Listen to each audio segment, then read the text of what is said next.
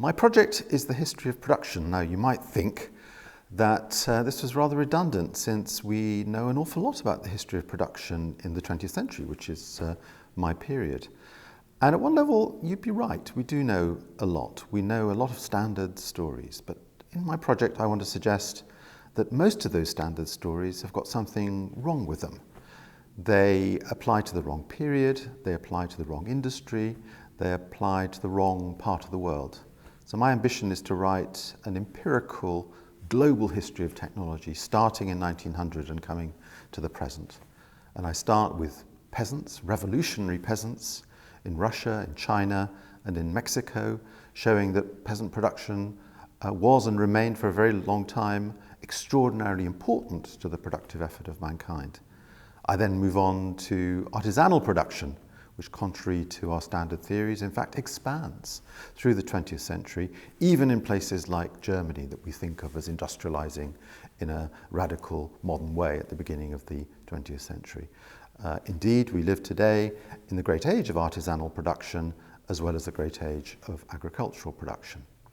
I then move on to the case of modern industry, the sort of thing we associate with the 20th century long before we think of artisans or peasants. What's the story of modern industry? Well, it's a story of expansion, but it's a story that, like the story of agriculture, artisanal production, is a story of continuous expansion. Today is the great age of mass production. Today is the great age of the assembly line, the production line, the flow line.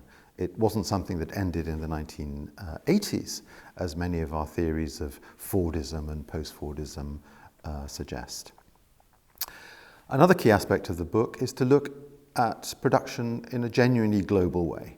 How did modern forms of production expand around the world? How did older forms of production expand around the world? Indeed, one of my contentions, central contentions really, is that we get a better idea of the nature of production, even in the rich parts of the world, by looking first at the poor parts of the world. Why? Well, because our theories, very particular theories of what happens in the rich world, inform our understanding of what the rich world is all about. And those theories are, to a surprising extent, fundamentally misleading.